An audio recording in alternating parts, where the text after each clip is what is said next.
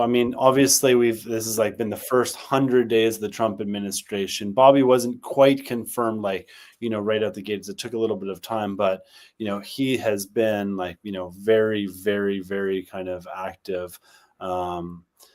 He's just showing up on Dr. Phil talking about like banning pharmaceutical ads, which we've discussed a little bit. I personally I'm definitely in favor of reducing it because it's like, it's very aggressive advertising, but at the core, I don't know if just banning the ads will solve the regulate or the industry capture that they have in Canada. You don't have pharmaceutical ads like they do. The issue with pharmaceutical ads, or one of the big issues with pharmaceutical ads, is that because of the amount of money they spend on it, they actually have editorial control on the channels where they're spending this money. Exactly. And this is extremely problematic. They spend billions of dollars on advertising, and then they can dictate to some degree what these platforms can even talk about. And then I thought Bobby made an interesting point, that when they're advertising these products, it's generally not the people they're advertising to that's paying for it. It's the American taxpayer that's paying for these products. And so is that even appropriate? Indeed. So here's Bobby, like he was on the Dr. Phil show, and here's him kind of outlining his top priorities. Let's give a listen. If you had a number one priority that is top of your list right now, what would it be with 30 seconds left before we go off air? I mean, I have getting the bad ingredients out of food, making sure the vaccines are safe, making sure baby formula is safe and is available. And I would say those are three of my top priorities. Okay. Pretty good. It's a good start.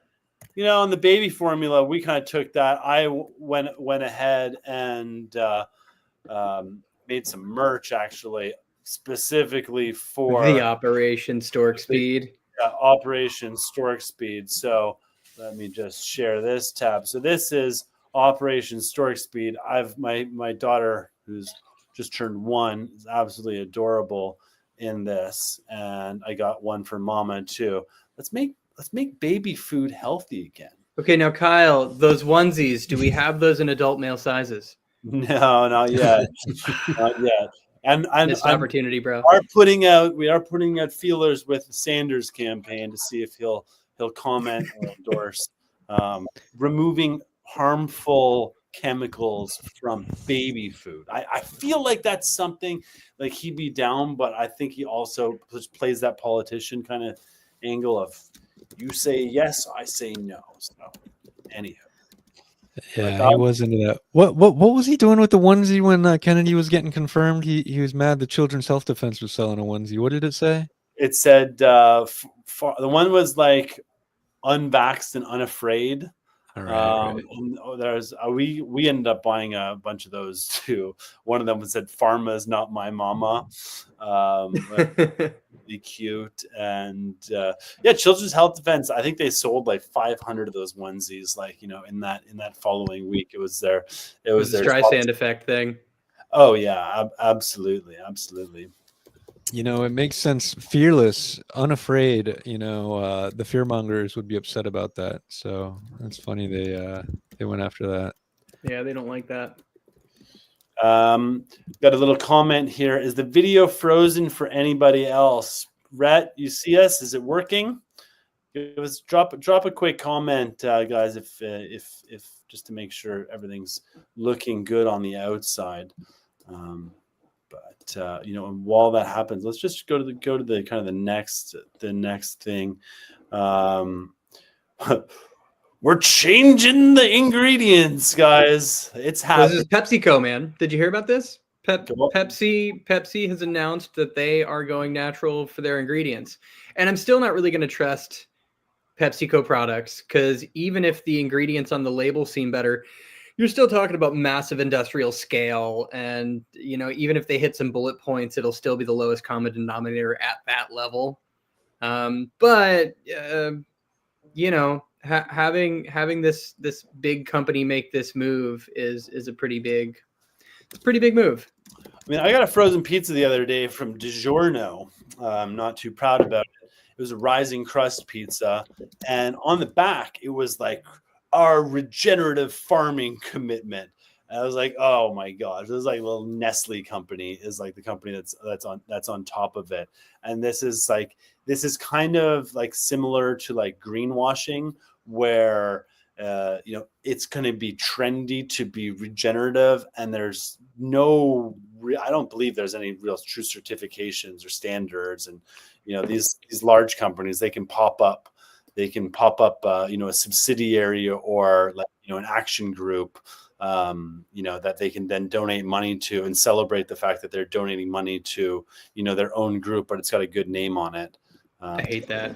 Dude, I hate got that. something on this soda topic here. There's other countries, the Diet Coke will be like with stevia, and here in our country, the Diet Coke is with aspartame. Now this is Aspartame. a known carcinogen, and it just seems like, what is going on with everybody pushing this Diet Coke? I mean, this is literally GMO E. coli, and it's a waste product where the aspartame is coming from, believe it or not. So it's like, bro, we're eating GMO worm shit or GMO germ shit. How is this what people are pushing and getting excited about? So what bothers me the most is when I see foreign companies selling us a product that's full of poison, and every other market a product that's not full of poison, but they're both produced in their home country. So they literally have like a special factory just to produce toxic food for Americans.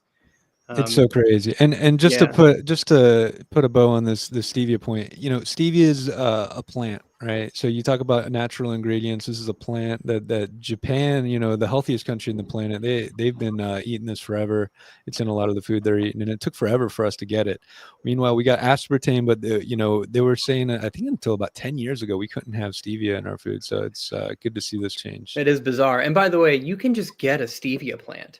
The leaf itself, you just take it and muddle it a little bit and toss it on your tongue, and like boom, it's that sweet flavor. Yeah, it's like a candy plant. It's delicious. Your kids may eat the whole cane thing. Sugar too, right? Like delicious down here in Florida. I mean, like real cane sugar, like not processed white sugar with bone char, but turbinado sugar. That still has what would be molasses if you separate it out. That still has the nutrients in it. Yeah, I remember. I mean, down here in Florida, there's a huge industry of cane sugar farming. We were driving over to Palm Beach. I think it was we were in the bus, and I made a wrong turn, and I found myself on like a little farm road.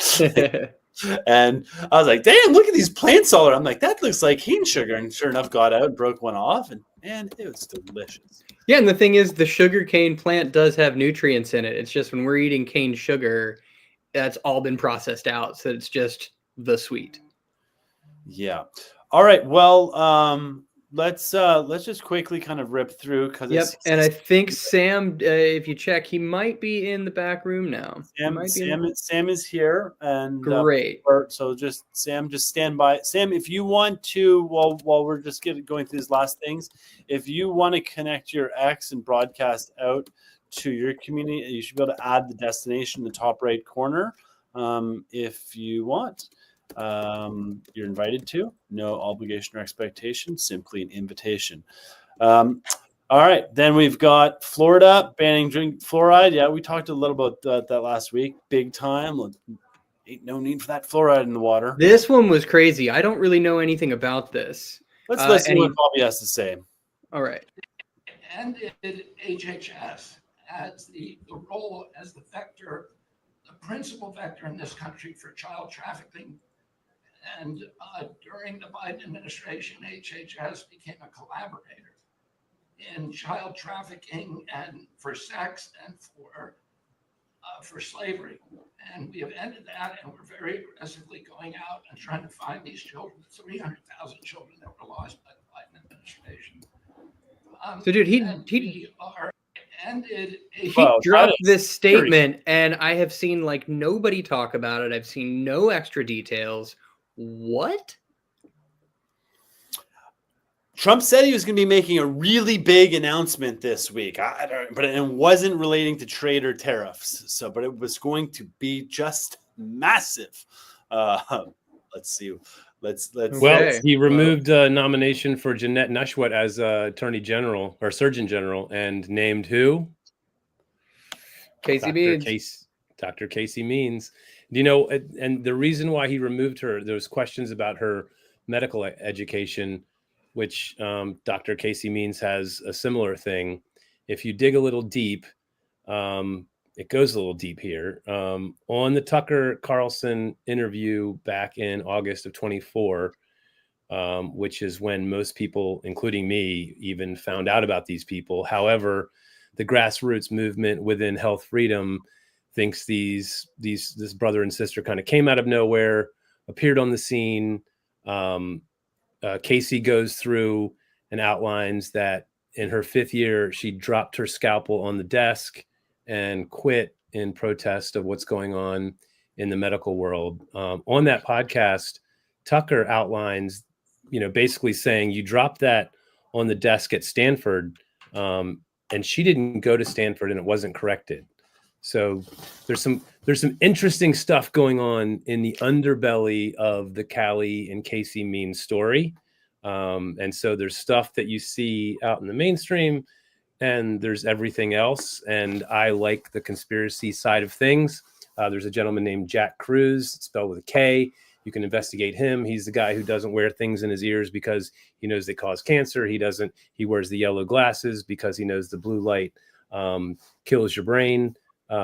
He got into a pretty heated argument with Callie on the Danny Jones podcast from a couple months ago that I urge everybody to check out if you want to dig into a little deeper into like the other side of Callie and Casey Means. So Callie is a special advisor to RFK Jr. At NIH. So they're both coming from, kind of an elusive background. A lot of their older posts have been removed from X, but now they're kind of, their mother passed away really fast from pancreatic cancer, 12 days from diagnosed to passed away. They wrote a book called Good Energy, The Surprising Connection Between Metabolism and Limitless Health. I think it became a #1 bestseller. So they kind of coming after the food and medicine and pharma all at the same time. So they seem like they're doing good stuff, but they do have this underbelly of stuff coming at them. And so I kind of look at both. That's another big piece this week. Casey, Surgeon General nomination. And Bobby credits like his decision to even join Trump was really like, Callie and Casey Means were like pushed him kind of over the edge. So I'll give credit to Callie in that interview though. It was his idea. Not that many people want to take a critic on for 2-3 hours and really kind of go through all the weeds with them. So I think that was pretty stand up, and I wish Dr. Cruz would have been just a little more kind of ready for a conversation rather than just trying to chide him. So I totally agree with you. It was kind of uncomfortable watching that. To be honest with you, I think it could have been, and you could see Danny almost lost control of the podcast. He's like, can we just talk here a little bit? It was a very interesting podcast, but and this Callie show we're is going to talk about it all. And Callie is like, he is an excellent speaker and he knows how to, handle reporters. He is a tremendous communicator, very, very well trained. He handles himself very well. He always looks good. Damo, your temperature okay there, buddy? Just making sure. Oh yeah, just the lower temps, huh? 98.6. All right. Well, with no further ado, let's bring up Sam here. Sam, welcome to the Club MAHA podcast. How are we doing, buddy? Good. Well, thanks for having me on. This will be fun. Yeah, this should be great. And for anybody who wants to follow Sam on his socials. It's Samasaur. Is that how you pronounce it? You did. Just like a dinosaur. Samasaur. So Sam, welcome. You want to just introduce yourself to everybody here? And hey, what's going on, guys? So I guess I'm on this show. I met Damo the other day. Doing a show with another guy that I know, Uncensored Health or probably got his handled wrong. But anyways, yeah, I spent 21 years in the Army, and the last 5 years, to include the last 3.5 that I was in the military, I was doing a lot of activism and whistleblower work and stuff like that. And so when it comes to health in the military, I wouldn't say that's the primary thing I focused on, but it is something I'm extremely familiar with. Not only from the standpoint of what I was involved in strongly, which was the COVID mandate, but also just existing within the military. I've been in every type of unit you can imagine, from to support units, to infantry units, to every echelon, special operations units, you name it. But anyways, I've seen the full gamut of what the military has to offer as far as what our services are producing these days. And I'll just be blunt with you. We have an epidemic of obesity. It's not a little bit of obesity. It's not, hey, we've got some fat people here and there, and they need to go to, fat camp and lose a few pounds. I'm talking about a full-blown epidemic of obesity. To include one of, Military Times, this is, if you look this up, I didn't have it pulled up, but Military Times did an article not too long ago about how the fat rate, what do you call that?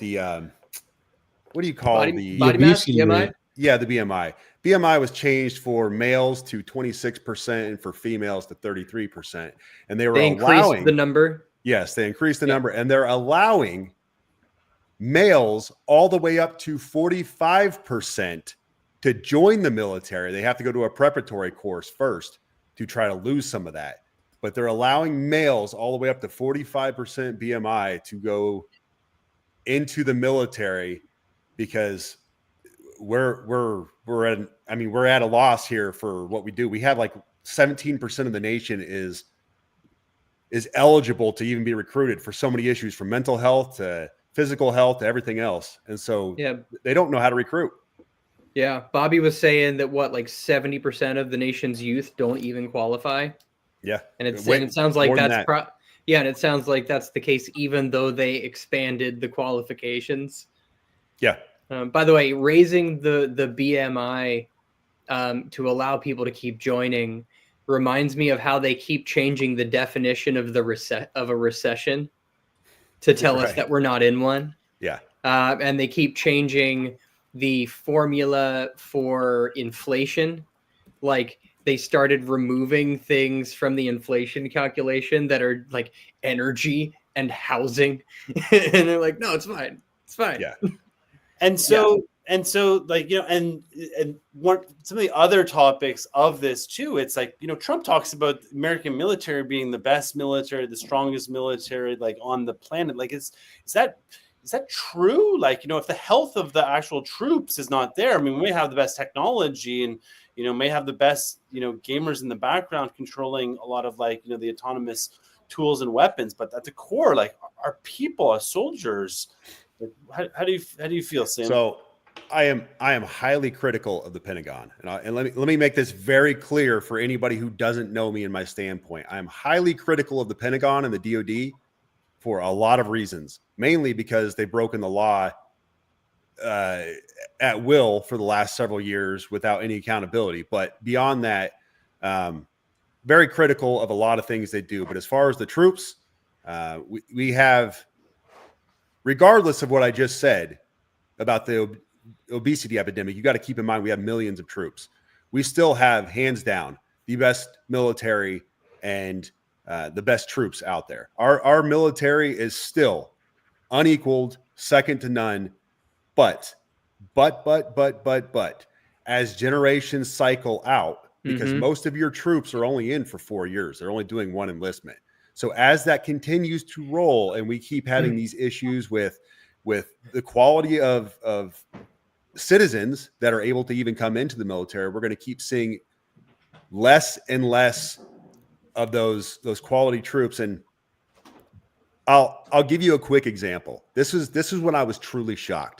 I'd been in the Army about 16 or 17 years at this point. And I didn't realize how bad it was until I started doing some of this activism work. I was seeing a lot of stuff and I was genuinely disgusted by where I was at. I was seeing a lot of fat troops, but I really didn't have a full gauge and bearing on where it was at. But I had a soldier in my unit who looked like the all-American guy. He wasn't fat, no issue whatsoever. However, this guy couldn't pass a physical fitness test. And I couldn't figure it out because he looked like there should be no issue. Well, I got to talking to him, and what they had done was they had passed him through basic training without passing a physical fitness test, which I found out was all too common. They did a lot of this, especially during the COVID years. But he had never passed the physical fitness test through advanced individual training, basic training. And when he got to his unit, he had stress fractures and all these other things. And I asked him, I said, what's going on? Well, come to find out, this kid had never done sports in his life. He had never done anything physical in his entire life. So sure, he wasn't fat, but he had no musculoskeletal strength whatsoever in his body. The first time he had ever been presented with anything physical was basic training. He played video games his entire life, like so many other kids of this generation, and he had never done anything to develop his body. And you simply can't turn that into something in a 9-week course in basic training and suddenly make him a specimen. It doesn't work like that. And so the kid was a good kid. He wanted to be better. He wanted to do better, but he just didn't have it. And unfortunately, we failed him in the military because we allowed him to go through all of these courses and land somewhere, and his body was destroyed. Like I said, he had stress fractures. He had all of these other issues in his body because his body was being torn down by the constant regimen of physical training. And I said, how far does this go? How far does this really stretch? Well, as I started digging into this, investigating it, and going further across the DoD, I found that this was a more and more common occurrence. Not just obesity, but people that just physically could not do athletic things. So that's insane, that answers man. your question. Yeah, it does. While you were talking, I kind of had this funny thought, and tell me if there's anything to this. Is part of the reason that our military is sort of the best trained because we stay in active conflicts?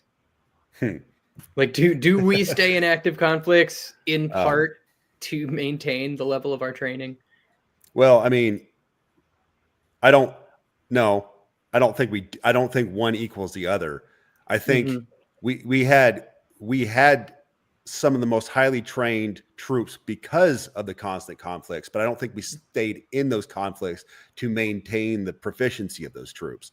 When we came in, when we kicked off the wars, I remember because I came in 2002.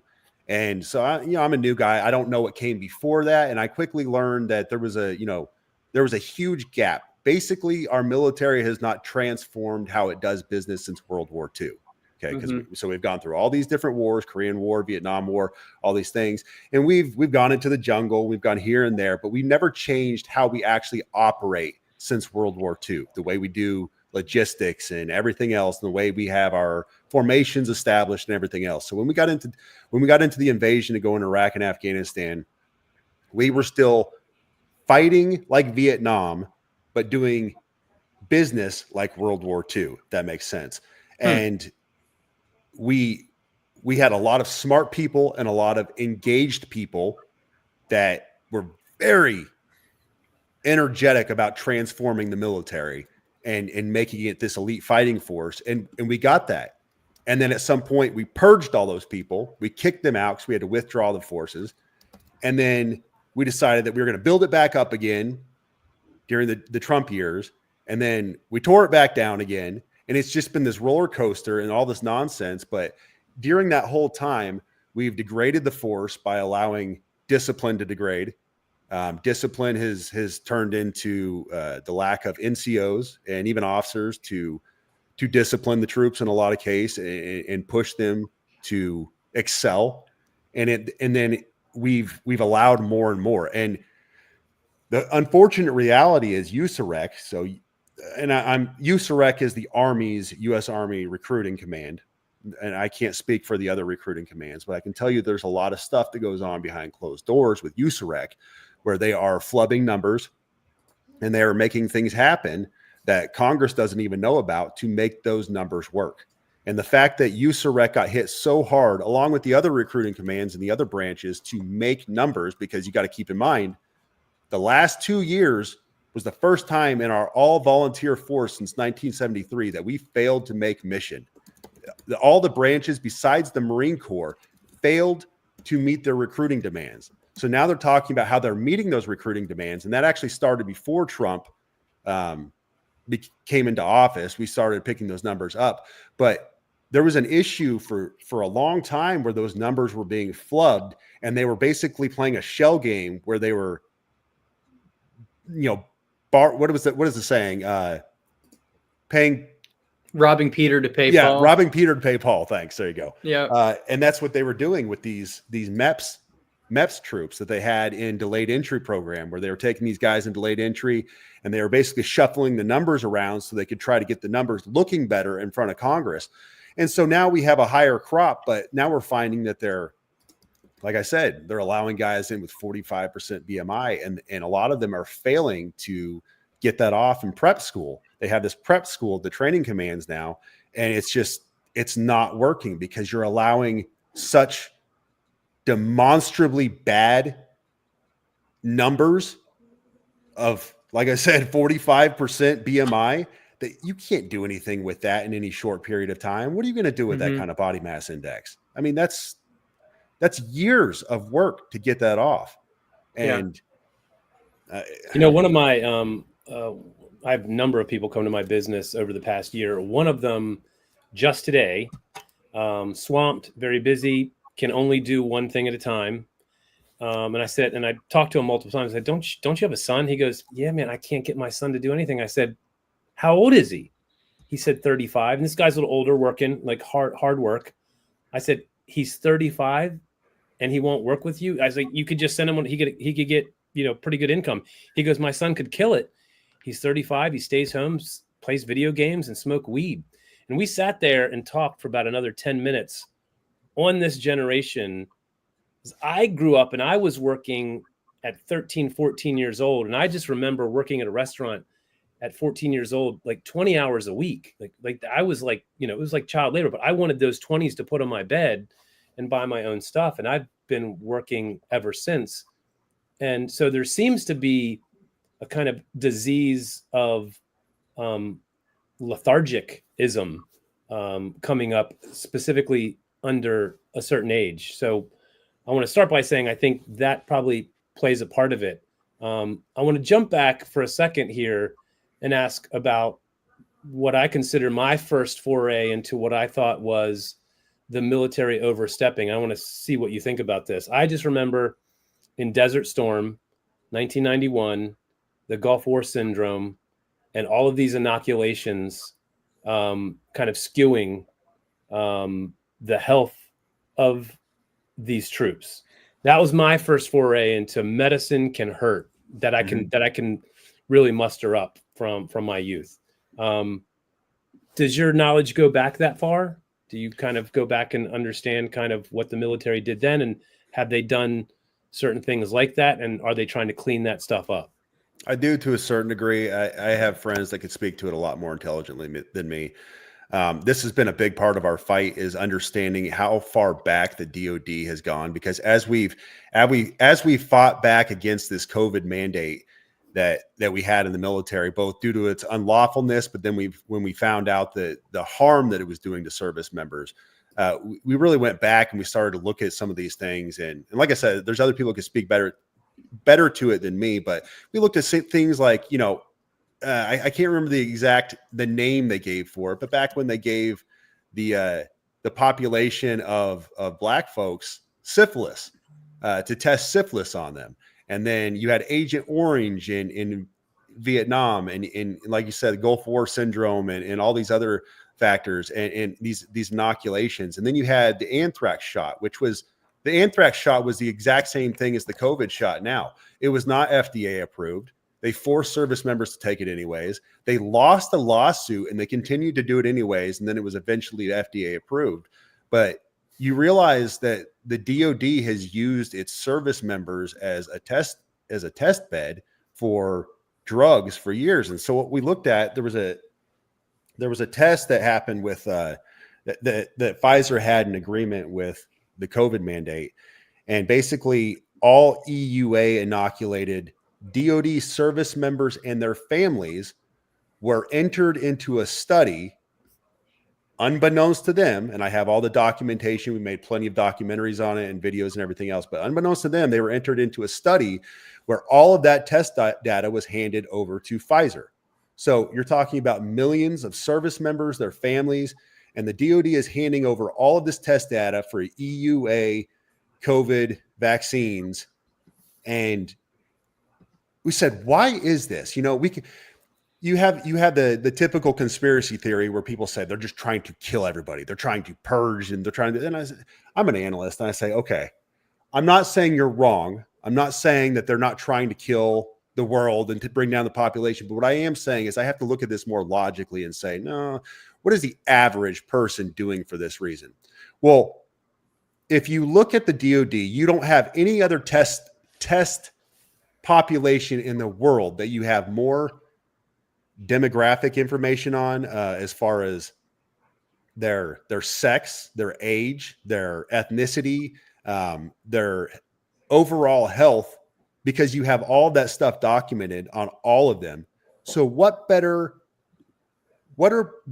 force in the world that is made up of multiple ethnicities, because other armies, you generally speaking, are primarily made up of one ethnicity or fairly close to it. But America, the melting pot, has all of these different ethnicities where you can test on all of these different populations of people and get accurate information back. And when we saw that and we realized what they were doing with the mandate, the whole idea behind this was to test mRNA on the most widely available body of data in the world.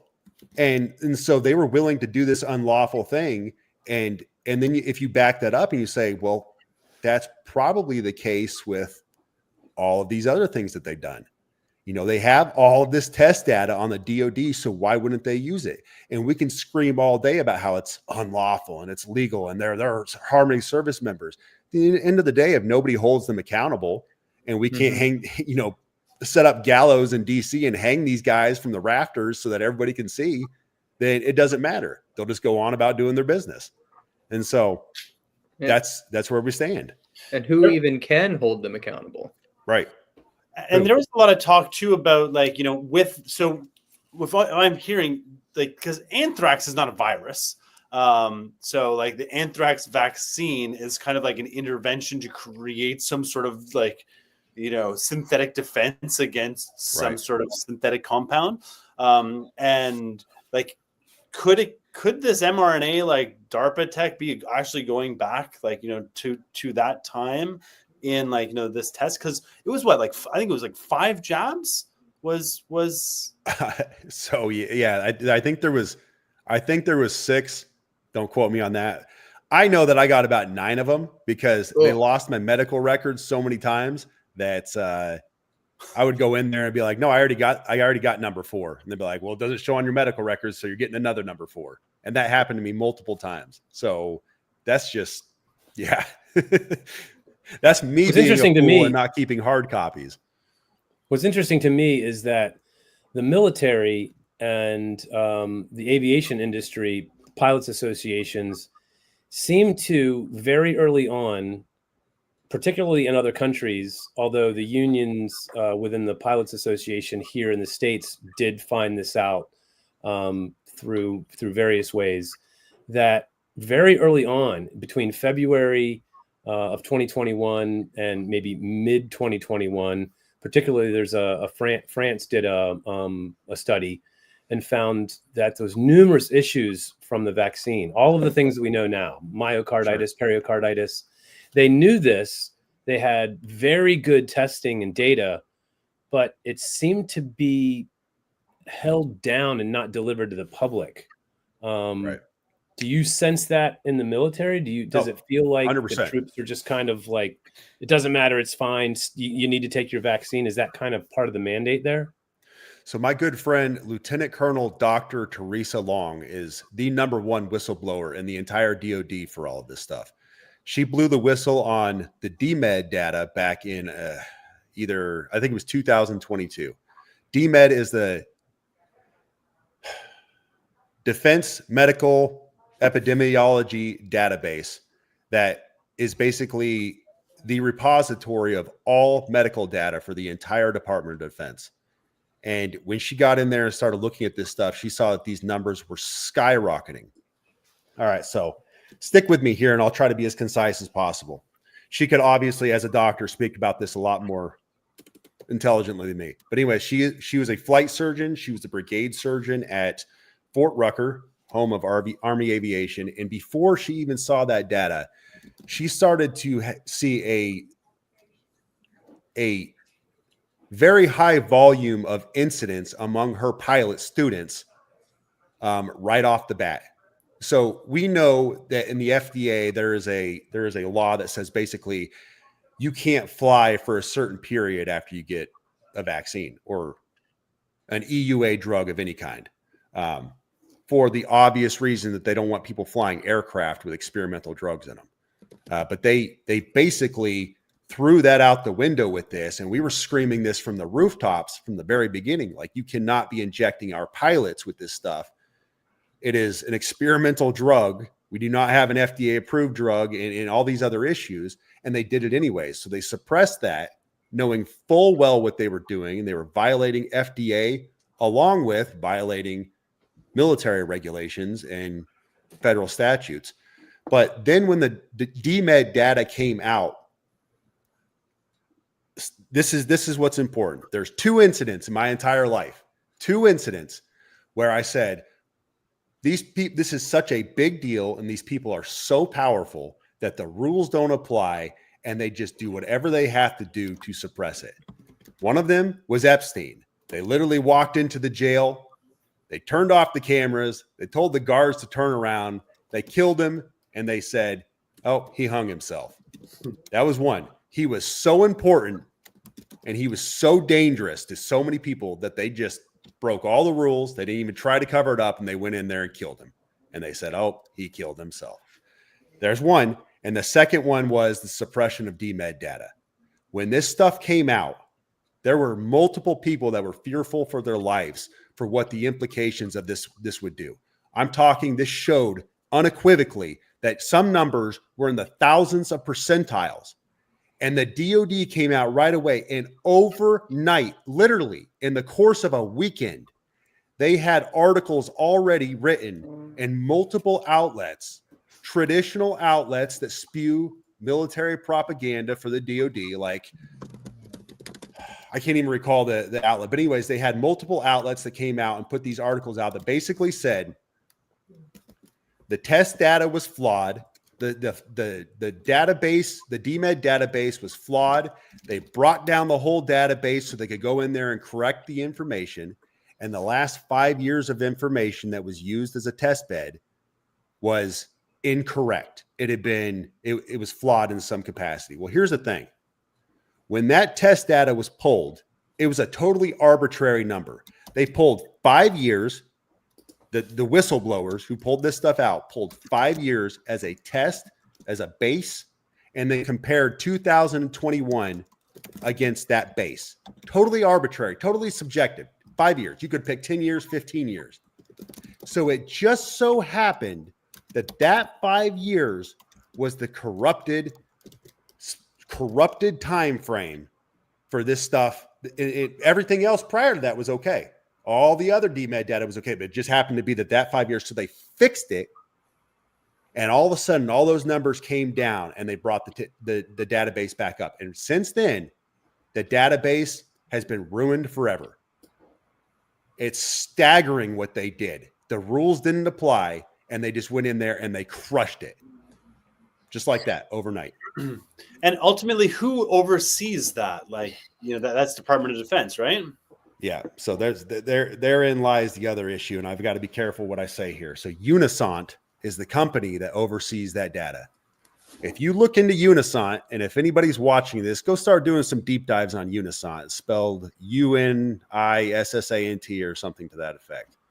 And you'll find out that all of Unisant's holdings are in Asia, not China, Asia, India, Asia. So if you look at all of the heads, all of the executives of Unisant, they are all Indian names. And a lot of these organizations that are that do business with them route through these and what I thought was shell companies, because they just looked fake. I can't verify that or say that to any effect, but basically we started looking into Unisant and it went nowhere. It just went to all these garbage holdings and we couldn't make so we stopped looking into it. But we have since made it known to the new administration, specifically to Pete Hegseth's office, that this needs to be looked into, because we are not in control of our own medical data.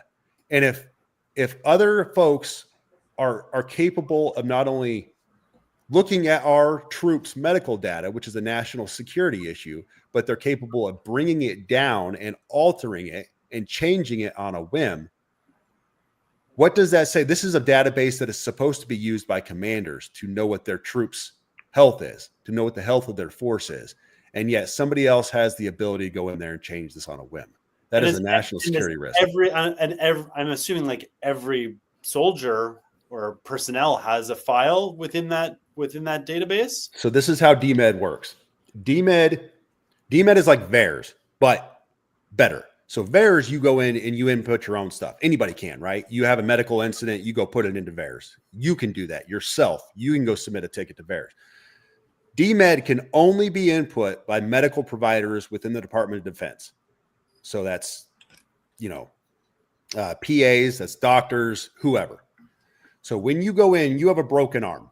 You go in for a broken arm and you get seen 3 times for a broken arm. You have 3 separate visits. That gets input into DMED 3 times. It's not how many incidents of this, it's how many times you were seen for that incident. So that's the catch here. So every time you go in for the flu, you went in twice, it gets input twice. What we saw with these numbers was myocarditis, for instance, went up into the 300th percentile. It was like 350% or something like that it skyrocketed. In fact, when I talked to a number of medical providers, there were numerous people that had never even dealt with or heard of myocarditis before, because it was so uncommon. In fact, if you talk to what's the really famous Pete's, there's a doctor who's written more Peter McCullough. Yeah, Peter McCullough. Thank you. If you talk to Peter McCullough, he said at one point, and I believe, don't shoot me if I'm wrong on this, but I think he had dealt with only like 2 incidents of myocarditis his entire career until the vaccine. It was something like staggeringly low. Like it just didn't happen. It's not a common thing. And all of a sudden, he talks about how he started seeing it constantly all the time. It was the same thing in the military. There was these doctors that had never dealt with myocarditis, had never heard of it, especially in the military, in a healthy force, in a force that had already been screened coming into the military. Like myocarditis was not a thing. And all of a sudden they were getting numerous repeat incidents of service members coming in with myocarditis and all of these other pericarditis and strokes and Guillain-Barré syndrome and all this crazy stuff that they're like, we've never seen this in our lives. And all of a sudden you have the entire medical establishment in the military, they shift and they say, this is all because of COVID. It's all because of COVID. And they're like, well, that's crazy, because in the year before the vaccine came out, we had COVID and we didn't see any of this. And then suddenly after the vaccine comes out, we start seeing this. So why didn't it happen in that year? Logically explain to me why it wouldn't occur in the year that we had COVID before a vaccine, but now it is suddenly off the charts. But it was all suppressed. And the whistleblowers that did come out and the doctors that did speak out against it were were absolutely crushed in their careers. Crushed. I can't tell you how egregious and vile the entire medical establishment was to these doctors who questioned anything. If you questioned it as a nurse, as a doctor, a PA, you were done. Literally, you're getting supervised. You're being told to not talk about any issues with the vaccine with your patients, and just some wild stuff that happened in the military. And now it's an okay thing to talk about these issues to a certain degree, and they'll admit it. And there's 2 people in the Army, 2 people out of all this vaccine injured service members, 2 soldiers that have now been officially diagnosed with a COVID-19 vaccine related injury. Do you know why that is? Probably because of the pressure we put on them. I don't know. Well, there's a vaccine. So in VAERS, it was under the Vaccine Injury Compensation Program. It's called the VICP. What happened in COVID is they completely changed the method and the way that any injury would be compensated. It went to something called the Countermeasures Injury Compensation Program. Just think about that. For me, it literally went from a group of people that would investigate you, just like an investigative journalist or a medical investigator would look at your symptoms, look when you got the vaccine, look when you got your injury, look at the track record of what happened, look at your medical history, and then award you money. So for most people who don't know this, VAERS was started in 1986 under the Vaccine Injury Act. And from 1986 right up through COVID, we had the VICP. With COVID, they changed everything. They basically, it's not true, but I just use this to make people understand. They basically made it a military tribunal. There's a small group of people that are now in control of outlining injury. And we have the largest amount of injury ever from a vaccine. There's 19,000 reported deaths. That's even at 1%. That goes up to, hundreds of thousands, because VAERS is underreported by their own study in 2010 by upwards of 99%. And we have 1.5 million injuries. With the largest amount of injuries ever of all other vaccines combined, COVID beats it out. You add them all up, it's a 50-50. All other vaccines and COVID, we have the lowest payout ever because they changed the way we pay out. And that brings me up to another point that I wanted to bring up.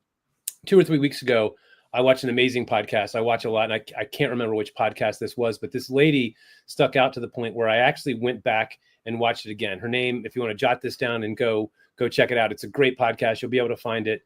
She's kind of a legend right now in her own world. Her name's Captain Sherry Walker. She worked for United Airlines. She's one of the 593 pilots that got laid off for not getting the COVID vaccine. She started a nonprofit. She started collecting data. She started with all the data. She had anonymous pilots calling.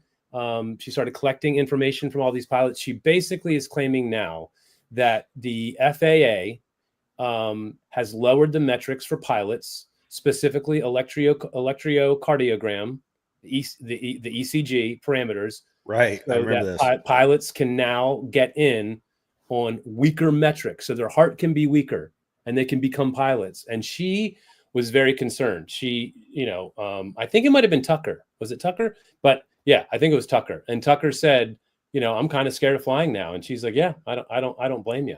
Right. That's kind of pointing to the same thing you're saying in the military. At this point, we're just lowering standards because we really have no choice at this point.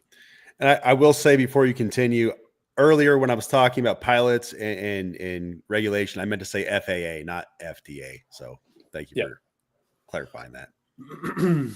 And so, Sam, where we are today, 100 days in, Bobby Kennedy and MAHA, do you feel hopeful, optimistic, still critical? Do you think there's room to address some of these great challenges? Do you feel like your voice is being heard more than it was before? I was actually more aggressive before under the Biden administration, and I've lost a lot of that aggression. And there's other people who have picked up the fight. There's a lot of people in this particular fight. A lot. I developed an enormous network of people, both in the shadows and in public, that did a lot of work and are still doing a lot of work to preserve the integrity of the DoD, get accountability for what took place in these legal actions that not only just damaged and exacted this moral injury on our service members who signed up to serve their country and then were destroyed by the same organization that was supposed to protect their constitutional rights as they were protecting the constitutional rights of other Americans. But you know, what I will say is these groups are still very active, working hard. There are still lawsuits going. I think Pete Hegseth has been responsive to some of the things we pushed his way. We've seen a number of things coming out that he's within weeks of us putting stuff out on social media or getting things into him through back channels. He has responded to publicly in certain ways. So that makes me hopeful. I feel like we're at this time right now where it's like a good content game, good, like, you know, with the power and the virality of social media, like if some of these stories just, I don't think are, you know, receive the attention that they come with deserve. And sometimes it can be because of packaging a little bit. Yeah, sure. So real quick, Sam, are there some groups, are there some accounts on X that we should put out there to our audience and that we should be following to stay up on this issue? Yeah, I mean, off the top of my head, I'll say follow Jordan Carr for one. Jordan Carr, Karr. She's been one of the most vocal and effective proponents for military advocacy and accountability in the DoD. And she has been relentless. There are so many other people working in these groups. You know, we have active duty service members.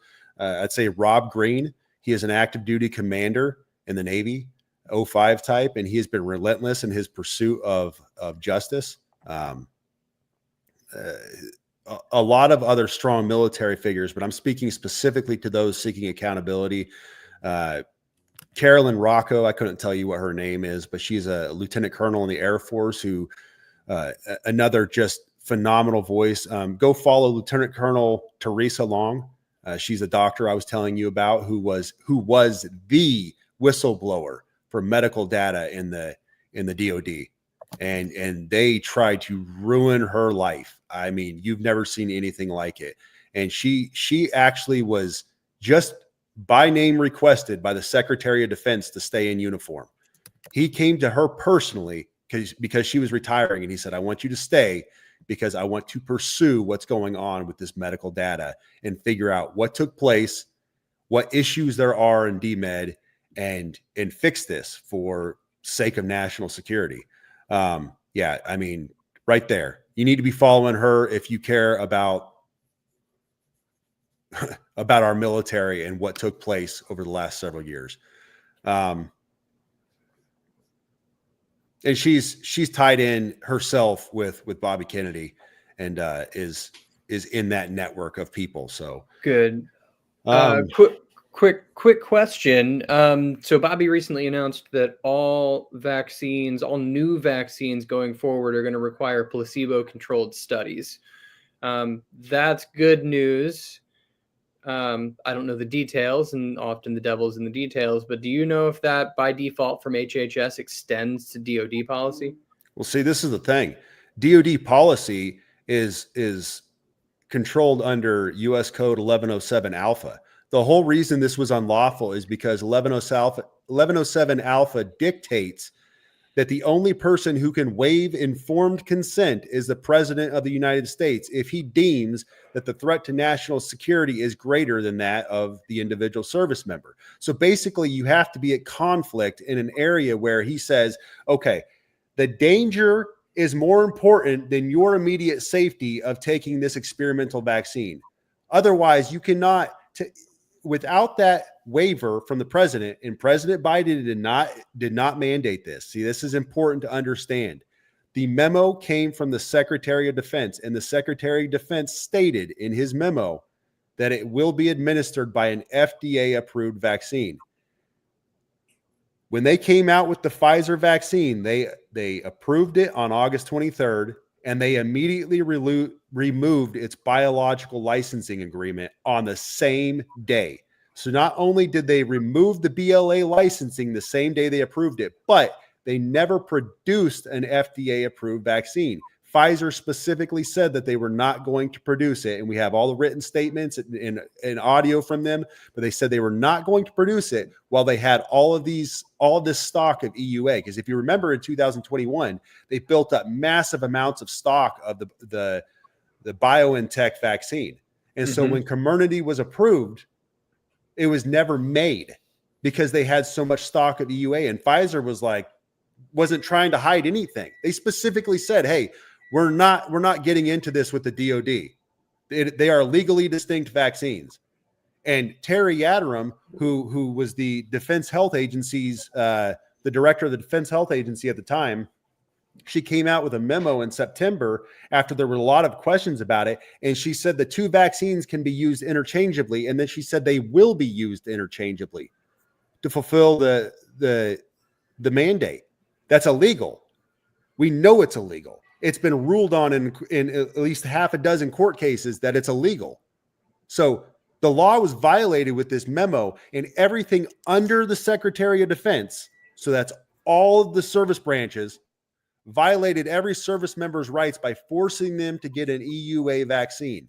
The law was broken soundly across the board for everyone. They were never given informed consent, and they were never given an FDA-approved vaccine. And every single person who refused to take it was within their legal right to do so. They didn't have to get a religious accommodation or a medical exemption or any of those things because it was already unlawful to force them to take an EUA drug, according to U.S. Code 1107 Alpha. So it's already encoded in our laws, but they violated that just across the board, and nobody has answered for it as of yet. Nobody. And it was relentless too. Yes. So the push, and like I mean, I'm sure you've seen all the footage, as many people have seen, but there was forced vaccinations placed on individuals and troops. It's just like horrible. And now that things have shifted, am I wrong to think that there was like a reinstatement of people that were discharged or released? So they've just come out with this, and they've been jockeying this around for several months, and this is where a lot of people are frustrated because there's a lot of malicious compliance within the military.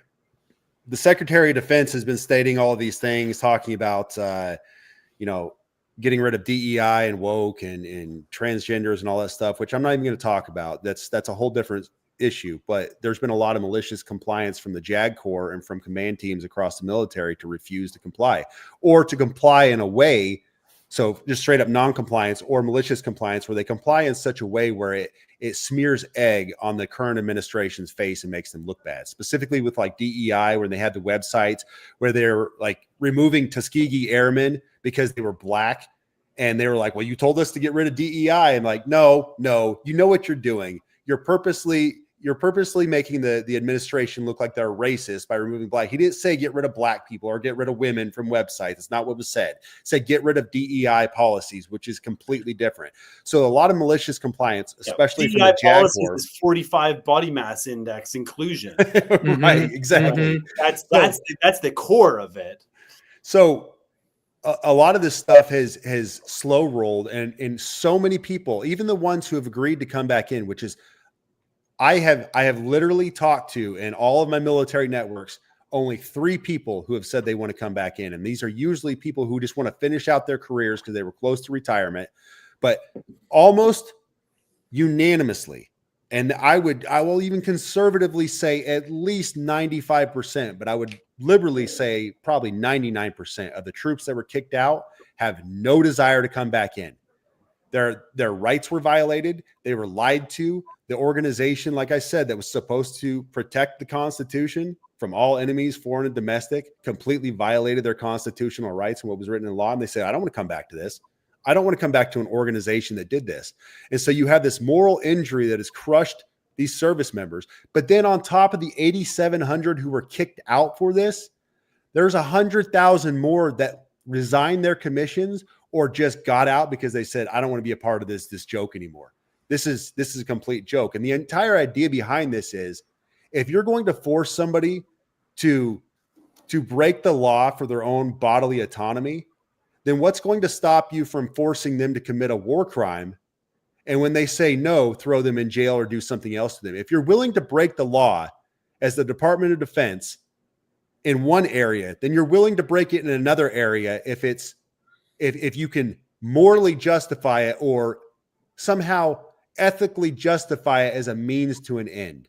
And that's what people are afraid of. They say the DOD has to exist within the parameters of what Congress has established in law. And if they're not willing to do that, then there's no constraints. And it's just a matter of time until somebody comes into power in the DOD and this corrupt general officer corps that does something against its own citizenry or against another nation. And right now we're seeing a lot of stuff overseas that we're supporting that people are questioning. There's a lot of very questionable stuff wherever you fall politically. And I don't want to get into that because everybody's all over the board with Gaza and Ukraine and all these other things, but there's a lot of questionable stuff that we are supporting. And I say, at what point do we get involved and we start doing the same things that we're seeing overseas? And I'm not talking about warfare, but I'm talking about these human rights violations that are absolutely egregious in some cases. So, yeah, and it's I want to really revisit sad. the community. Go ahead, Kyle. I wanted to go over the community thing that you brought up because I don't know that a lot of people understand that. And I just want to get your take on this and if it gels with what my understanding. Sorry, Billy, but before we go into that, I just want just a quick point on what we just mentioned there. And that is the 99% of people not wanting to come back, that those 99% are like the people that probably need to come back more than you're right. And that's where that is where there was serious honor and integrity and values that trumped the going along with complying with things that many understood that was wrong. And then there's likely also now a sect of people who all took it all and still are believing and are kind of like, following that dogma and just, it's like continue to take the blue pills, if you will, and will support a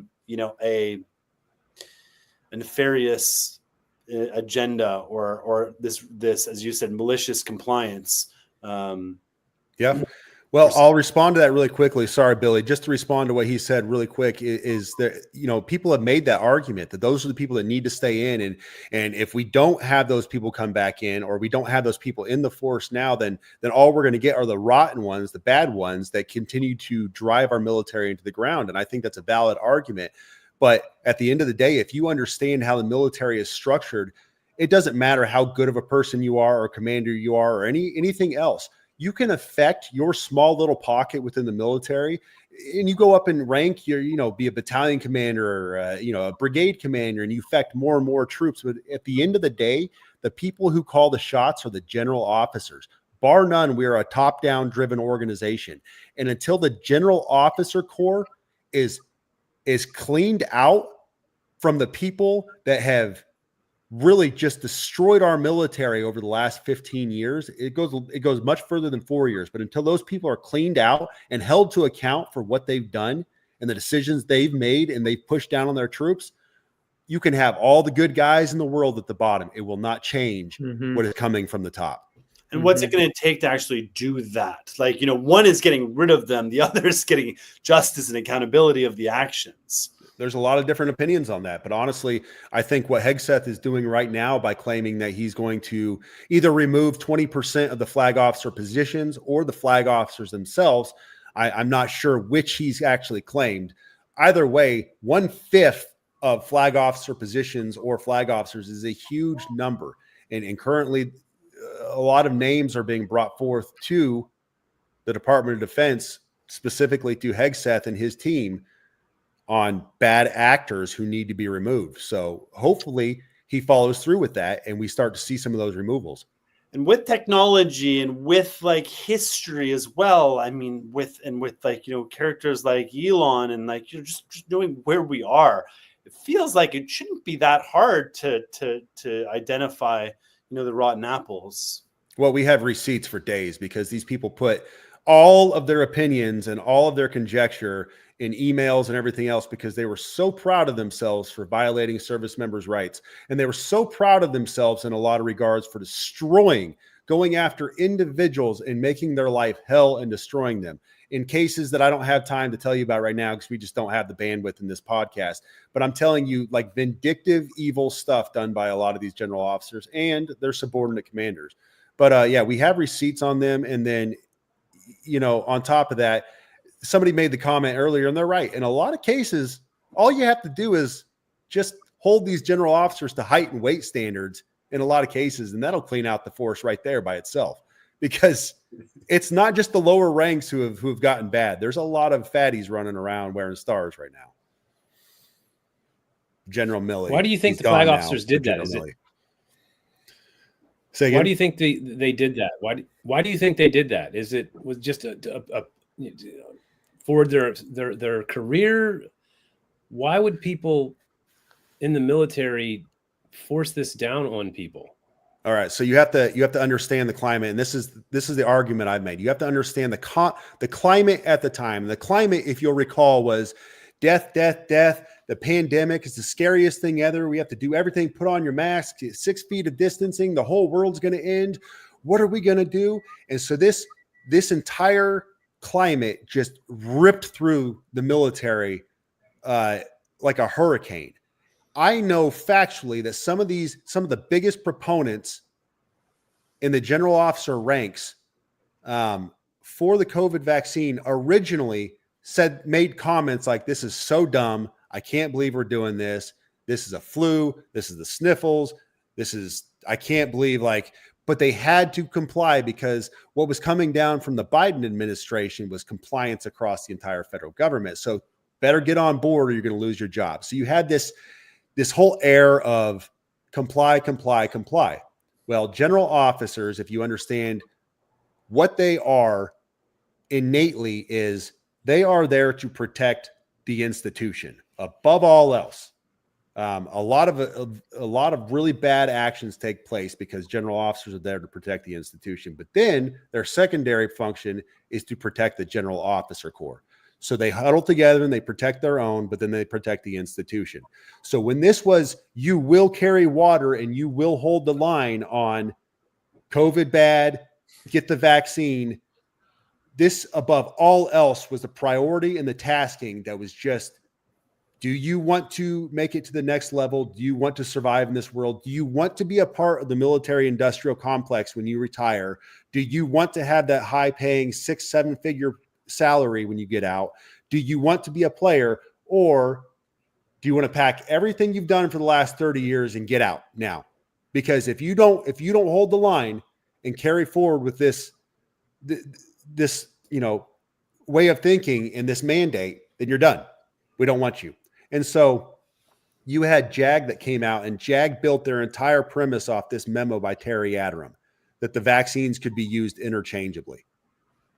So all of the legal rulings were handed over to general officers, and these general officers across the board said the Department of Defense's stance on the COVID-19 vaccine is that it's lawful. It's lawful. It's lawful. That's why you still hear it today.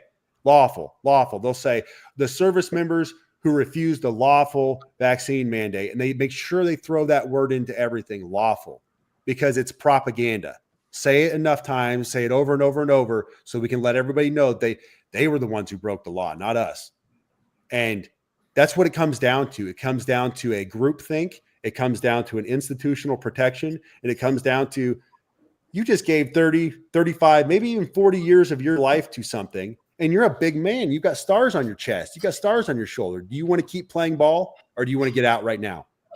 Because you're gone. You will go away if you don't hold the line and push this through. I mean, that was not isolated to the military. The entire world was attacked by this radical division and this mass formation psychosis placed on it. and across all the different doctors, nurses, policemen, like firefighters, it just goes on and on and on and on and on. And, ultimately, one of the things Bobby was saying, like, he was part of the disinformation dozen. And one of the things the COVID epidemic or the pandemic or whatever you want to call it, the scenario did was it identified the people who are willing to stand up and stand really true to it. And, now, again, there's receipts for the action. Now, I have a question too about, like, within the military, who's actually delivering and deploying and monitoring all of these injections, because that's got to be a separate set. And I would imagine they're working very closely with pharmaceutical companies on the data, because this was from my perspective, this was the world's largest live trial of this experimental technology that we've ever seen. So there are receipts there too. Yeah. So in the summer of 2021, massive, we call them rodeos, vaccine rodeos. That's what we call them in the military. So when you're about to deploy, you'll go through a vaccine rodeo and you'll get all your injections. The whole unit gets their injections, all this stuff. Across the entire DoD, they had these massive vaccine rodeos where basically they shut down entire huge buildings of whatever it used to be. Now it's this. And they were just funneling soldiers through like cattle. And you would get your vaccine card. And then, but at the same time, a lot of people were buying fake vaccine cards. They were having their friends fill them out. And there was so little control on this that nobody knew if you got your vaccine card at Walgreens. Obviously, if you got it on post, it was easy to track. But other than that, there was so much fake stuff going on. We had the rings out of New York City that were selling, cards and ended up getting arrested and all that stuff. It was a crazy time. So the same thing happened in the military. A lot of people had their vaccine, but not really, because they had fake cards. And then a lot of people refused it. Not a lot, but enough at the time. And then when the pressure started to build on them, more and more took it because they didn't want to end their careers. But soundly, it was mass chaos. And basically the only way you could control it was, here's your card and keep hold of it, because you're going to have to input it with your medic at your unit. So. And what about like the upper echelons? Like, because I'm a firm believer that like the majority of the injections were saline, and like just from a safety point of view, and also like the live tracking. And this was like one of the things about in Germany when the H5N1 years ago, like the whole program got stopped when it was clear that they were like, Parliament had special batches, if you will. So like, I just don't think like, leadership that really there's too much risk, but amongst the troops, I'm going to actually disagree with you on that, because I don't think general officers are special in that regard. And I'll tell you why. I wrote one story, for instance, on a 2-star Marine Corps general. He got a vaccine injury. And before he got a vaccine injury, now you got to keep in mind, this guy's reputation, I believe he had deployed 5 times, and he was known as a gunslinger. Like, he was a hardcore Marine infantryman, major general. He was a Marine through and through. And everybody who knew him or had served underneath him had nothing but adulation for him. When this all went down, he was one of the most ruthless people about ending Marines' careers out there. Well, he ended up getting a vaccine injury, damaged his heart. This is a true story told by a colonel who had permission to speak on his behalf. Okay, this was on Newsmax. I ended up writing an article about it after the fact. But this Marine Corps general, he was a major general, went to a conference where there were, all the other Marine Corps generals were there and everything else. And at the time, General Berger came up to him personally and said, keep your mouth shut. I don't want you telling your story to anybody, because I don't want there to be vaccine hesitancy in the ranks. Legit, true. He ended up retiring, but he was ordered by the Commandant of the Marine Corps to not talk about his vaccine injury. Guess what happened to the Commandant in the Marine Corps, the currently serving Commandant in the Marine Corps a year and a half ago? He had a heart attack. Okay, so people will go, oh, he's an old man. He's 55 years old. Well, he is also an incredibly physically fit Marine Corps general, commandant with out any history or background of anything related to this whatsoever. And he had a heart attack that sidelined him, along with numerous other vaccine related injuries amongst general officers that are not as severe as those incidents. But I do know personally that there are several general officers who had life altering events because of these vaccines. And yeah, I don't think they were special. I mean, my question would be, were they given those vaccines like, on base, or did they go to the Walgreens? Good question. That's a great question. Because if that really kind of comes down to, that notion, if there are special ones. But I just think this placebo, you have to have a placebo out there in order to really understand this. You're right. If they're perfecting this technology in the long scale, massive investment. If you actually go back to thinking, if you want to connect the dots to anthrax, this is going on a long time. And yes, and as you're testing, man, there's going to be bad reactions. There've been so many bad reactions. So many good people, were murdered as a result of this. And, there's no informed consent, and it was forced. And so, from my point of view, that qualifies as genocide. 100%. We're talking about 100,000 people in a faraway land right now as genocide. And that was the word. But look, we had literally 10 billion injections across the planet, and we can't use that word. Oh, that's a bad word. You start to think it's nefarious when you one thing that happened, and I can't remember if it happened with the military or where it exactly happened, but I know the military fell right in lockstep, and that was they removed natural immunity, and it's something Peter McCullough and a number of other doctors talked about. Was that talked about within the military? Did you guys talk about the 100%. natural immunity? Because you guys, the military was definitely one of those things. It was part of your core. The core is you get natural immunity, you don't take the vaccine. It was part of the military. What was the take on that within the military? Well, anecdotally, I spoke to dozens of service members who did this very thing. So one of the things I did on my page, and I was at the forefront of this, not on my X account, but on an Instagram page that I ran under a pseudonym at the time, along with several other folks, was we were exposing all of this information, everything else. And one of the things we did talk about was natural immunity. And we were bringing, as this stuff was entering the knowledge space of the public and being suppressed by COVID and Facebook, or Google and Facebook and all the other outlets, we were getting this out on Telegram and anywhere else we could get this out. But we did talk about natural immunity. And I know firsthand that several dozen troops that I spoke to took this information, peer-reviewed information that they took to their commanders, and they said, look, let me show you. And just at that point, it was just shut up. The order is this: either get it or we're going to ruin your life. You're getting out. And it was crushed at every level. All of these discussions, doctors couldn't have this discussion.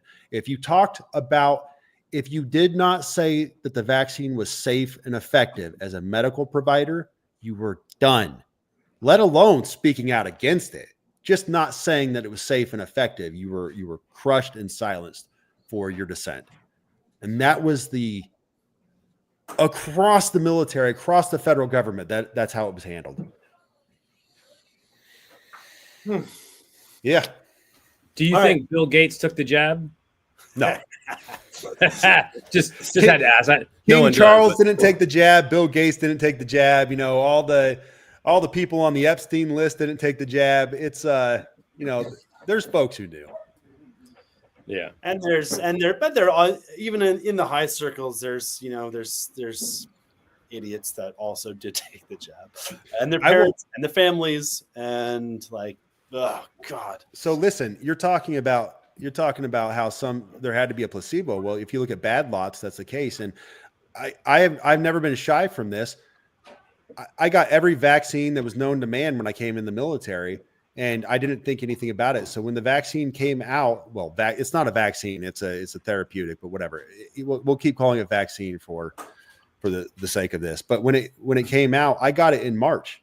I did. I got it because I didn't think anything about it, and I fought back against it because when they mandated it and it was no longer your choice I knew it was illegal. I said, you're breaking the law. And so I became a huge advocate for service members to fight back against what the DOD was doing. But I got it myself, and I was vaccine injured myself. So my lot ended up on one of the safer lots. Regardless, though, I got shingles that ripped up the whole side of my face and got into my eye and almost lost my eyesight. And I remember when I went to I saw 3 separate doctors, 2 ER doctors and then my normal medical provider. And all 3 of them asked me, because I was 37, I think it was 37 at the time. They said, do you have an autoimmune disorder? And I was like, well, mother effer, I didn't, but I sure as hell do now. Thanks. Yeah, I probably do have an autoimmune disorder. Thanks. I hope it's not AIDS. Please don't be the fun one that's running around. So that was my own personal experience with it. But yeah, anyways, just thought I'd share that fun little story with you. Thank you, Sam. Let's tie a bow on those injections and therapeutics and just move on, because one of the other things I want to talk about is food safety within the military, because that is, I've heard from multiple people. I was at a Turning Point conference in Phoenix and was talking to someone who lobbies on behalf of veterans and military men, saying that the food quality, there's a security challenge with the food that's on a lot of American bases right now. Does that resonate? Yeah. So we just found out, and this is stuff that you can easily Google, but this was exposed in the news as well. We just found out that the military was withholding hundreds of millions of dollars from service members that they were supposed to be giving to them in BAS or even on their meal card. And we don't know where it went. We don't know what it was going to. But basically, one of the issues we've had in the military for food, the whole time I've been in, is quality control when it comes to either portion control or the actual quality of the food itself. And one of our favorite things to do in the military across all the military social media channels is to show, the egregious undercooked chicken or the ridiculous couple of noodles and lima beans you get on your plate or something to that effect. But we've had these issues where service members are basically getting shut down on various installations because the dining facilities on these installations are closing early, or they don't have enough food. They're running out of food. And at the end of the day, it comes down to this: good food is expensive, and the military has not been managing the money for this stuff properly. And like I said, recently, within the last 4 months, this article came out that showed that the DOD had basically been doing something else with the money that was supposed to be going to service member and their food.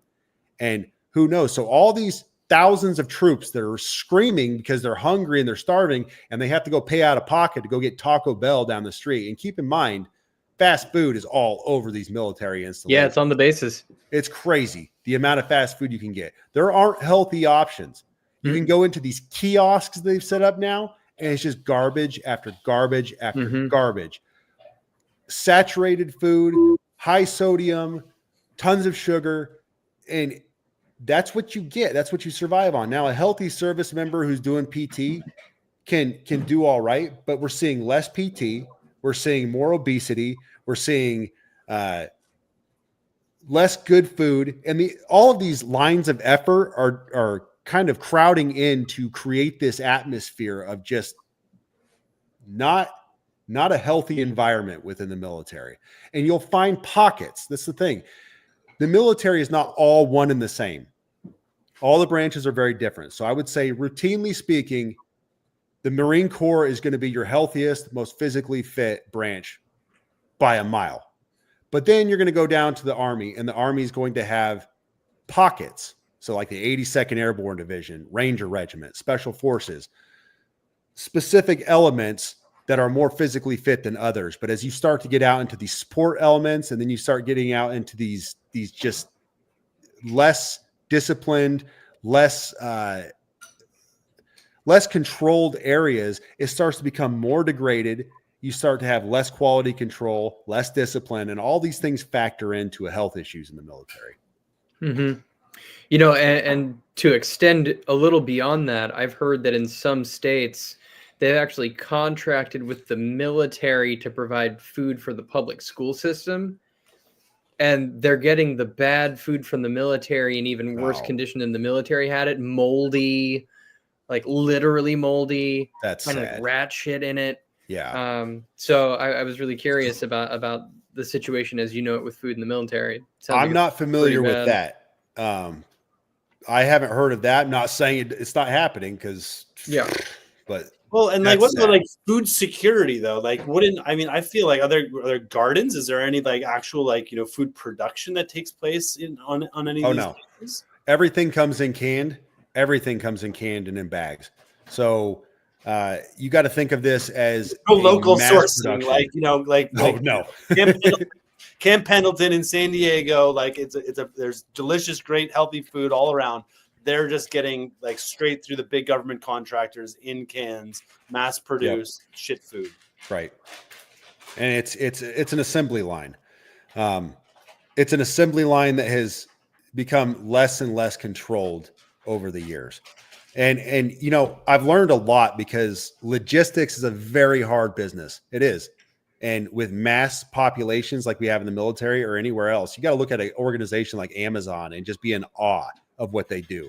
It's incredible. But the military does logistics bar none better than any other military in the world. Without any hesitation, I say our military is far better than any other military in the world when it comes to logistics. But even that, I don't think it's a matter of our capability. I think it's a matter of our priorities and our desire, because you have a culture where the service member is not the priority for these people. It is that military industrial complex contract. It is that effort that's overseas. It's doing something other than providing for that service member. And so, yeah, you have a lot of well-intentioned people that want to do this, but they're not afforded the ability because the powers that be at the highest levels, they're focused on everything else, and they could care less about the troops. I'll tell you right now, the Pentagon does not have a clue what happens in the regular formations in the military. They are as lost as any civilian out there because they are so buried in the beltway of DC with their priorities and everything else they're doing. So, do you think the military could grow its own food if it has the skills to be able to take on that challenge? I think the military could be the greatest force for good in every aspect of this country if it wanted to. In fact, one of the things I've wanted to do for years was we have service members sitting around doing nothing all the time on these installations. Mm-hmm. Why don't we take those service members and have them go out into the communities and do stuff and work and make this country better? But you can't do that because that violates Title 10 or 50 or whatever the title is with federal troops doing anything within, on U.S. soil. So you have these issues that we could overcome if we cut through some of the red tape and did something different. But the same thing goes to growing our own food. We have so much time on our hands. We have the ability to take these what I consider mostly these incredible Americans who raise their right hand to serve their country and do an amazing thing for their country, who unfortunately get hammered on by an environment that is often toxic when they join it, but they want to do the right thing. So why don't we do something different while they're sitting on their ass every day doing nothing and have them be a force for good in this country in all these different ways? Yes, they could. It seems by design. If you really look at the medical industrial complex, hospitals, I mean, you go in there for pretty much anything, and they're giving you food loaded with sugar, food loaded with carbs, food loaded with GMO, glyphosate, corn, wheat, soy, just all GMO stuff, and it's weighing you down. When I lived in California, I wanted to know what was in our kids' food. So, we made lunch, we let them buy lunch. I go into the Board of Ed, ask what's in the kids' lunch. I just want to see the ingredients. I was not allowed to see it. It wasn't at the school. I had to call and make an appointment to go drive 30 minutes away to be able to look in a book and see what's in my kid's school. When I got there, they told me, yeah, there's no one here. We're not going to be able to show you. They're out today. And I sat there and I demanded to be able to go back there. They finally let me go back and look in that book. And I remember looking and it's the same thing. And since that day, my wife is amazing, and I help as well. But we've made food for our kids pretty much every day. I mean, I think maybe once or twice a semester they'll get something at school, but we're monitoring that. And now the military, yeah. And then you have to look at the contractors. So military vets, service, active duty, they're getting crap food. But you look at the contractors, the companies we're paying, they're making triple the salary and getting gourmet food. Then you boil it down to 18 vets committing suicide a day. Where's the breakdown here? Where how do we fix this? Because I'm sitting here wondering if this is nefarious, if it's just money hungry, if it's domination of world population. Like, what is it? I mean, I don't want to be a conspiracy theory here, but at some point you have to wonder why these institutions are delivering us the stuff that is so bad for us. So there's several factors in there, and you always have to look for the easiest answer in these cases. Occam's razor, or whatever, Occam's razor. Anyways, most of everything bad that takes place in these organizations, the contractor fraud that you said, charging, forget 3 times as much, try 20 times, 100 times as much, charging $2,000 for a niche item on an airplane that is $2 if you manufactured it in a 3D printing press. It's this pursuit of money. This is biblical, guys. Mm-hmm. The love of money is the root of most evil. This nothing new is under the sun here. This is just the reality of what we're dealing with. There are nefarious actors out there. There are people that want to do bad things, that want to take over the world, that want to destroy America, that want to destroy the military, whatever their occupation is. They know how to leverage the greed of the 95% of everyone else to their advantage to make all this stuff happen. And so that's what you're dealing with. For instance, if I point out child exploitation, which is something I've been involved in a lot, counter human trafficking involving children and everything else, you have a lot of people facilitating this along the way. You have judges, you have therapists,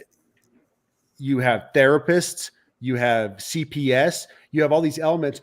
Do they know firsthand that a child is being molested or being trafficked or something like that? No, they don't see this. They don't deal with that. Are they collecting a paycheck or a little stipend or a little something here and there to make to put some signatures on a piece of paper and move something around? Yeah, they're one element of facilitation, and they don't even need to know what the rest is. On the front end and on the back end are the evil people doing stuff, and they're using everything in between to facilitate that movement. It's just like this with everything else. So it's not this massive conspiracy where all these people are collaborating and they have some secret network over on Signal somewhere where they're talking. You just have to leverage the natural desire of man's greed and his desire to get rich and throw him some bones. This guy can make this thing move for you, so let's give him some money to make it move. That's all it is. But there are bad people out there that are making those movements within that supply chain. Yeah, and there's also just an element too of centralization. Like over time, the more centralized systems become, the more secretive and the more corrupt they become. That's correct. We're dealing with we're at a very strongly polarized pyramid system, and I believe that that pyramid ultimately will dissolve over the next couple decades, and the solutions will come about because we have all the capacity in the world, we have all the knowledge, all the technology, and the human will to overcome these challenges. And it just is going to require the light of some transparency and some accountability and some responsibility and justice. I have to be wary about the concept of like justice for everybody, like that the person that necessarily like signed off in the middle, like the cogs within it. It's going to be very difficult. There's so many people like participated in it, maybe slightly willingly, like knowing like the core was wrong, but we can't like we're there is an element of okay, like we all got hoodwinked. A lot of people fucked up. Like some people who are really nefarious, like justice, needs to be served. Like people like Tony Fauci and his handlers. Like there's blood on the water. There's receipts. Like goodness gracious, let's go, Cash. Let's go, Pam. What are we waiting for here? Right. Like but there also needs to be, and this is where I hope Bobby can come through and be like, okay, we have to rethink. I'll use the word reset, even though that's like a triggering word, but like try to solve the problems, understand what our ideal outcomes are, understand the challenges, and start building the solutions and integrating the solutions towards fixing this. And some of that's easy. Like you said, like a $2,000 part that can be machine milled, like, in the hangar with some basic equipment. Fuck. Like, let's go. Right. Let's go. Like growing gardens. I mean, Johnny's been quiet, but he's here. His entire life force is dedicated towards food safety and food gardens and making America healthy again through food. Yeah, let's beat our swords into plowshares, man. We can turn these bases into great places for gardens. I'm all about it. Let's do it. Let's do it, man. And same with our veterans as well. Like, there's like so many good veterans, like the VA. Yes. Gosh, like let's shine some light onto that and how the pharmaceutical companies are just reaping ridiculous profits by keeping people in a state of perpetual addiction and sickness. And like, for a lot of I lived in San Diego, and that probably has one of the highest levels of like homeless veterans, in the world. And you can see the minds are disconnected and they're lost, but there's like, there's a lot of heart and a desire and a huge willingness to do, but they got cast out. Like, so a lot of people that might be injured or might have PTSD or like, are removed, all of a sudden they go from a life of hierarchy, order, command, structure to like later. Yeah. Like, lost. and here's where you can get your drugs that are going to keep you in a placated sense. And then there's nothing there. And I think like, the veterans of America are one of the greatest untapped resources of like beautiful heart, like patriotic passion and energy. You're correct. And experience and knowledge and execution ability towards helping solve a lot of these problems. It's just about we need to stop, or the system as a society recognize are they just going to be fodder, like profit centers for the pharmaceutical complex, or are they going to be profits, or are they going to be, gigantic value generators for the American dream?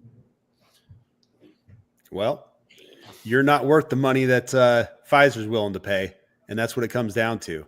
And it's sad because I couldn't agree more. I have to be very clear when I have these conversations, and I'll say it multiple times throughout, but I am a huge advocate for troops. I was one, and service members, by and large, sign up to do the right thing. There's all kinds of motivations. It might be school. It might be a bonus. It might be just bored with life. No, don't want to go to college, whatever the case is. But by and large, they join up to support and defend their country and do something bigger than themselves. And they are a force for good. It is not their fault that they are hamstrung by a greedy corporatocracy and defense industry that wants to make money off of their blood and sweat. That's not what they signed up for. They were lied to and betrayed in a lot of those regards. But the things we could do with those people and the impact that these highly motivated individuals have on their country when they come out and they join the corporate world and when they go into private business or whatever it is astounding. And we saw it specifically after World War II. The best our country had to offer. We need to marry up the military and our nation once again.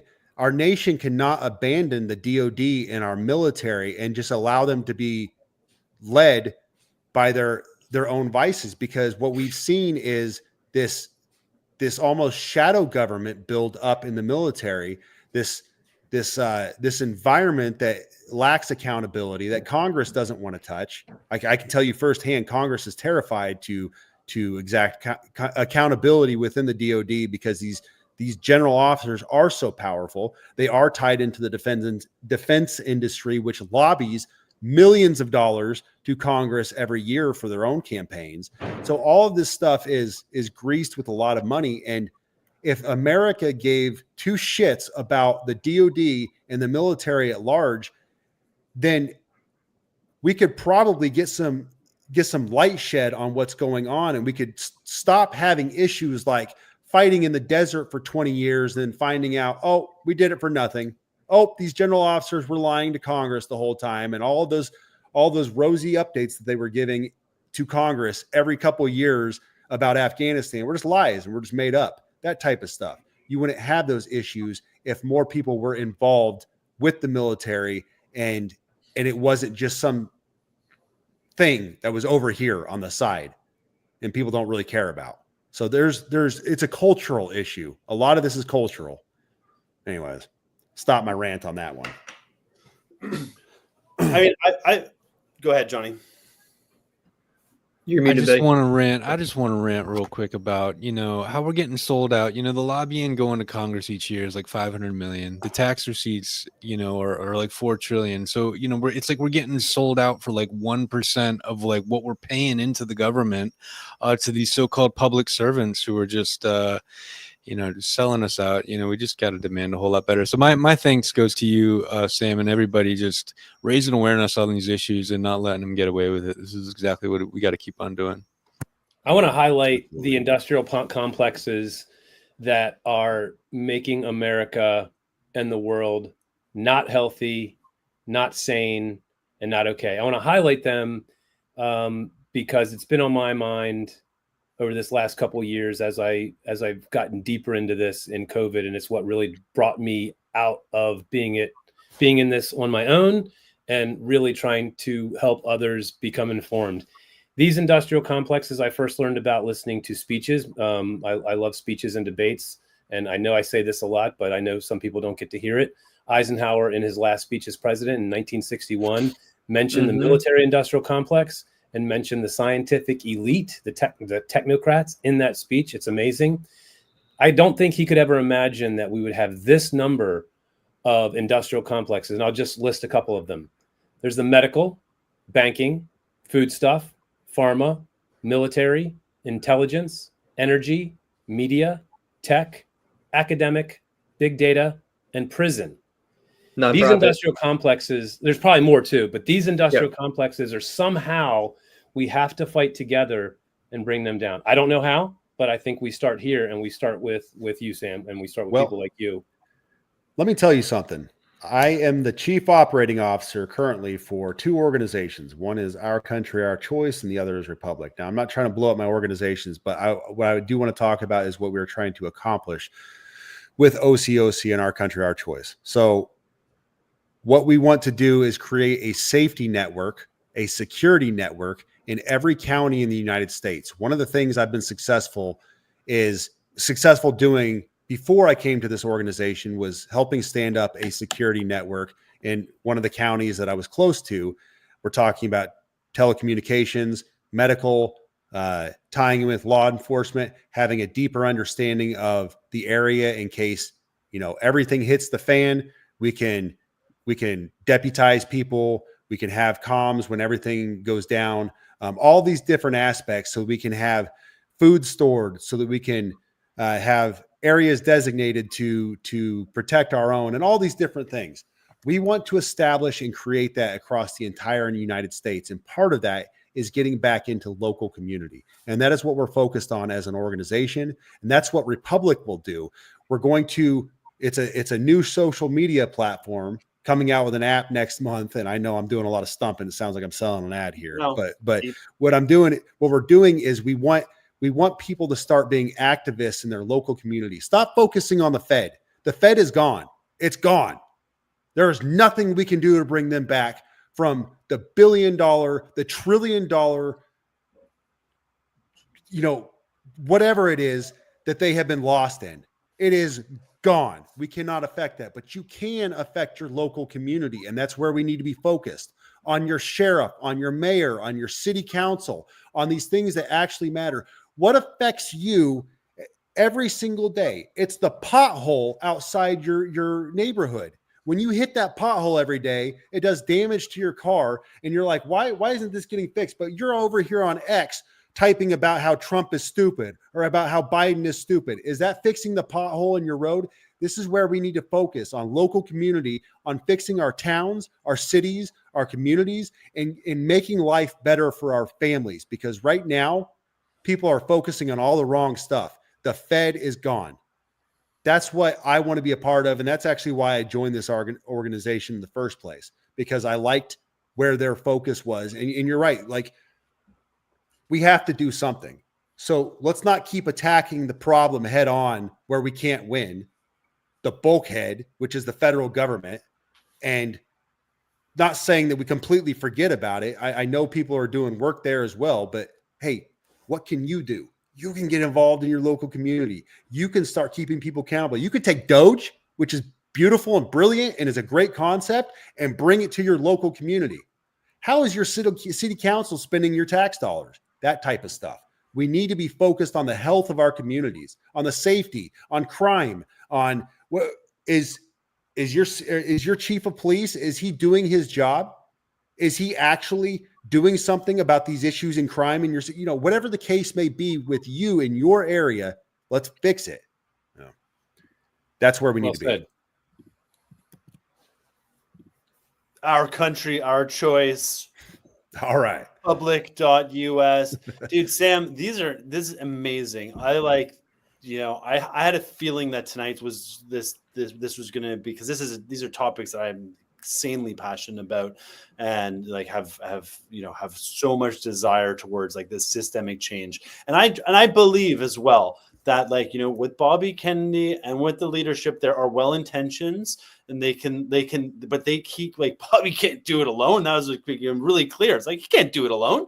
He's just one man. He needs the rest of support, but he can also be I'm going to pray that I'm going to send this to Bobby and pray that he watches this and goes over this and shares and learns and integrates like some of these discussions, because we've talked about the issues, and it's really important to understand the challenges that we're facing, and the injustice and the trauma and the dastardly devilishness that's taken place. But we also must focus our energy on what is the solution that we want moving forward, and how do we fix that. And Our Country, Our Choice, and Republic.us, and this app, and more local engaged citizenry solving the problems, recognizing it, even within the military. Like, we're not doing anything.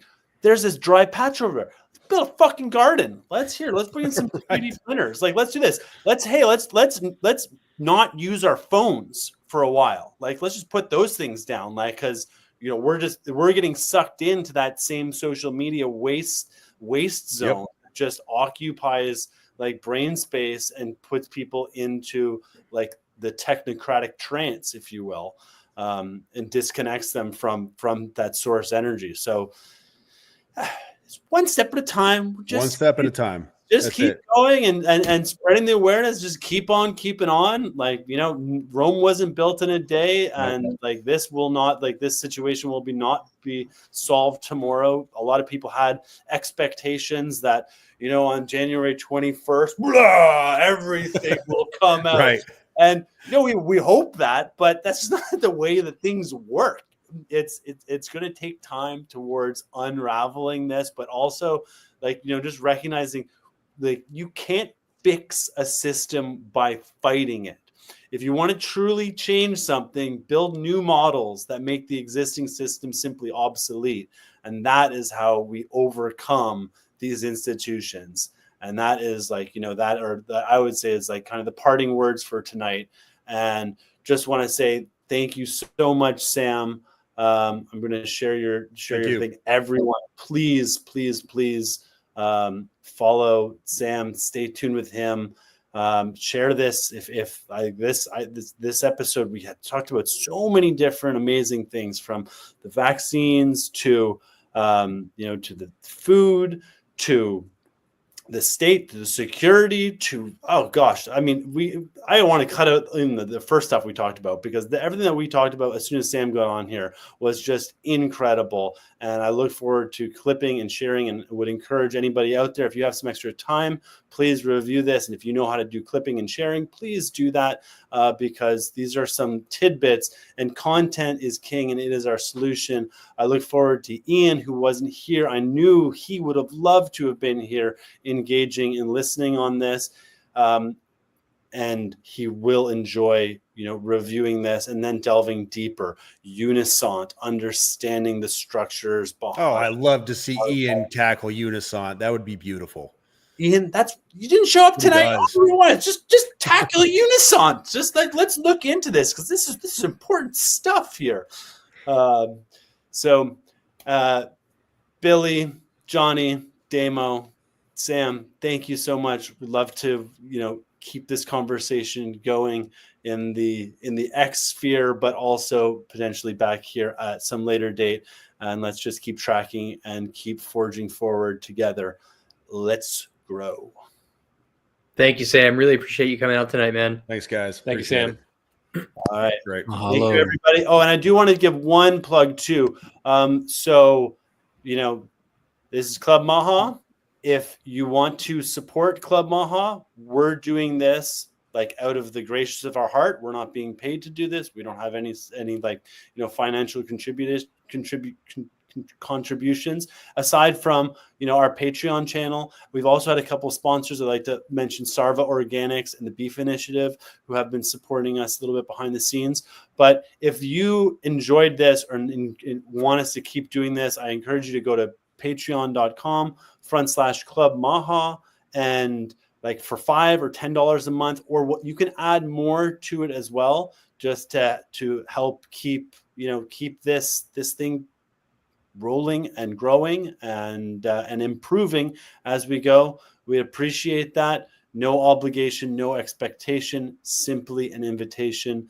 That's patreon.com/Club MAHA. And if you want to get some merch, we've got our website, clubmaha.com, where you can also pick up some merch. That's another way to support it. But again, thank you all. Thank you so much, Sam. Thank you, everybody, for being here. Let's go. Let's grow. Let's make America healthy again. Let's make Earth great again. Ciao for now.